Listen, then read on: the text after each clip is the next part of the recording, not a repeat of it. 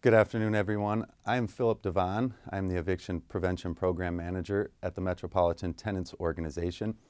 And we're going to be going over a few things about tenants' rights in Chicago. Topics we will cover today are what a tenant should do if they experience illegal lockouts or landlord retaliation. We'll also cover apartment conditions and landlord responsibilities as it pertains to repairs. And then lastly, we'll be covering the Fair Notice Ordinance here in Chicago. And next, a little fact or fiction to test your existing knowledge. Is this a fact or is this fiction? A landlord can force a tenant to leave their home without filing an eviction. Fiction. A landlord cannot illegally lock out a tenant without going through the formal eviction process, which we will cover in a bit more detail in a few slides. Fact or fiction. A landlord can shut off their tenant's hot water if the tenant does not pay their rent. Fiction. A landlord can never shut off hot water or other utilities in the city of Chicago. That is an illegal lockout, and we'll discuss more about what an illegal lockout is in a few minutes. Fact or fiction? Landlords must give tenants in Chicago at least 60 days notice if they want to raise rent or terminate their lease. Fact. Landlords, thanks to the new Fair Notice Ordinance, must provide at least 60-day notice to terminate a lease or raise the rent, and we'll cover more on that soon. So what are the tenant and landlord's rights and responsibilities in Chicago? In Chicago, landlords and tenants' responsibilities under their lease are governed by Chicago's Residential Landlord and Tenant Ordinance, otherwise known as the RLTO for short. In this next section, we're going to cover landlord and tenants' rights under the RLTO. We're also going to talk about what options tenants have when they need repairs done in their unit, and we'll explain what a renter should do if they're locked out of their apartment without going through the eviction process. So first, let's talk about lockouts and landlord retaliation. What is a lockout? Well, a lockout is an illegal eviction, in short. But a lockout is any attempt by a landlord to put a tenant out of their apartment by changing or plugging locks when a tenant is gone, blocking the entrance to a tenant's apartment, shutting off a utility service like gas, hot water, or another utility, or removing personal property from their apartment. All of these are examples of an illegal lockout. So, when can a landlord lock a tenant out? The short answer is never. Can a renter be locked out if they don't pay rent? No, they cannot. Lockouts from any rental unit are illegal in the city of Chicago, and this provision of the RLTO applies to all tenants in the city, whether they are covered by the other sections of the ordinance or not. A landlord cannot just lock the tenant out of their apartment for non-payment of rent. They must go through the formal eviction process. So what should a renter do if their landlord does lock them out? If you come home and you realize that you've been locked out, or that your utilities have been shut off, or you are otherwise experiencing an illegal lockout, the first thing you should do is call 911 and report it to the police. If the police can find the landlord, the police will order them to let you back into your apartment and end the lockout. If they cannot locate the landlord, they will issue a report and you can help document what has happened so that you can call back if the landlord does show up again. Renters should make sure they have something to show police that they are a tenant when they call. This could be in the form of a utility bill, a lease, or otherwise something showing that you are a tenant at that unit. What is retaliatory conduct by a landlord? Well, there's lots of forms of retaliation, but retaliatory conduct is any action that a landlord takes or threatens to take to punish tenants for engaging in protected activity. Some protected activities are contacting a government agency, a community organization like the Metropolitan Tenants Organization, or news media about conditions in their apartment. Asking your landlord to make necessary repairs under the RLTO, joining a tenants association, testifying in any court or an eviction proceeding, or exercising any other right that you have or remedy under law. All of these are protected activities. So if your landlord terminates your lease, threatens to cut off your services, or lock you out after you've engaged in one of these protected activities, there's a presumption that that is retaliation. What you should do with any lockout or retaliation, perceived real or not, you should document the situation. The best thing you can do for any rental issue starts with good documentation. So what else is considered landlord retaliation? A landlord might try to retaliate against a tenant by terminating or threatening to terminate a lease agreement. They might try to increase your rent. They also may refuse to provide a necessary service, or they may refuse to renew your rental agreement when it expires. These are all common forms of landlord retaliation. So how can you prove that your landlord's conduct is retaliatory? The first step is documentation. Tenants should keep a record of all their protected activities. For example, if a tenant emails a landlord asking them to make repairs, they should save the email. They should also print out a copy, save any photos of the issue, and keep that all somewhere safe in case they need it down the road. A landlord's conduct is considered retaliatory if it happens within 1 year of the protected activity. This makes it important to keep copies of all your correspondence with your landlord regarding your apartment so that you have proof that you have exercised your rights according to the law. And what else should you do if a landlord retaliates against you?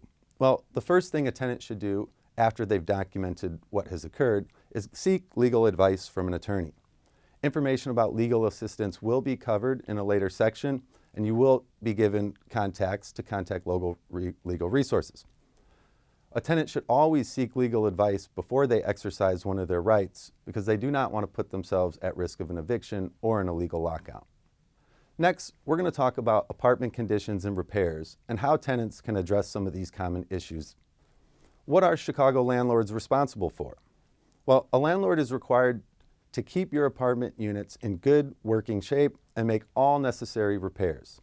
This includes keeping floors, walls, and ceilings in good repair, keeping plumbing fixtures in good working order, keeping all supplied appliances in good repair, keeping stairways, porches, and other common areas well kept, and protecting tenants against rodents, insects, the dreaded bed bugs, and exterminating any that are present.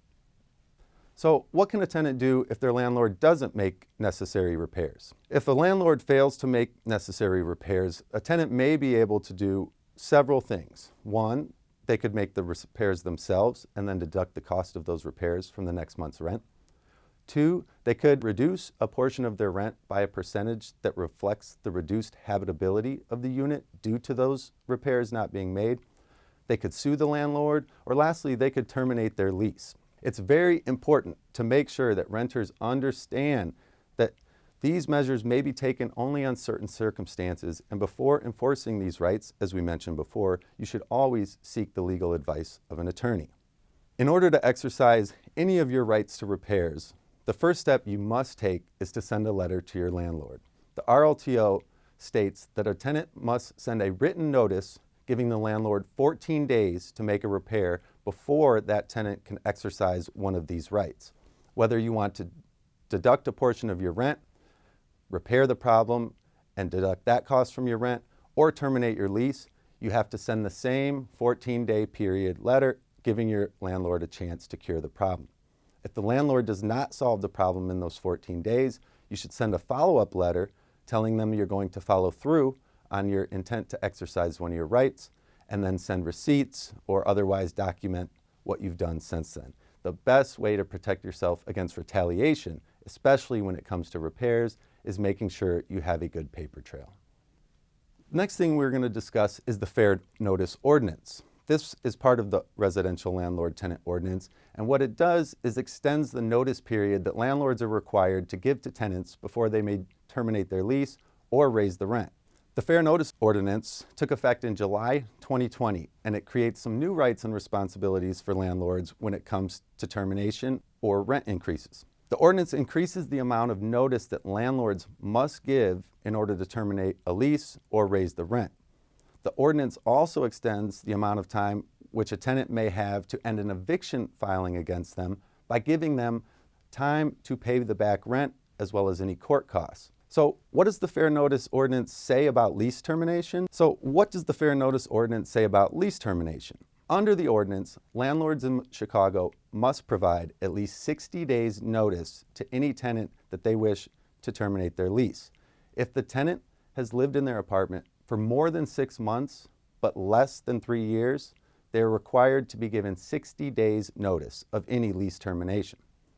If a renter has lived in their apartment for more than 3 years, their landlord is required to give them at least 120 days notice of any lease termination. The Fair Notice Ordinance also covers rent increases. Under the ordinance, landlords must also provide at least 60 days notice to raise your rent if you have lived in your apartment for more than 6 months but less than 3 years. Similarly, the landlord must furnish 120 days notice if they intend to terminate the lease or raise the rent if you've lived in your apartment for more than 3 years. These rules, similar to the provisions that prohibit illegal lockouts, apply to all renters in Chicago, whether they are covered by the RLTO or not. If a landlord fails to give the required notice, tenants may remain in their apartment or continue to pay the same rent they were paying previously until the notice period expires. For example, if your landlord gives you a notice of a rent increase on January 1st, asking you to pay in February, but you've lived in your apartment for more than 3 years, you are entitled to 120 days notice. Thus, under the ordinance, you would not be required to pay that new rent amount for 4 months, meaning you would not be required to pay until May 1st. So anytime you are given insufficient notice, you simply wait out the period and you start the new lease or a new rent increase when that time has expired.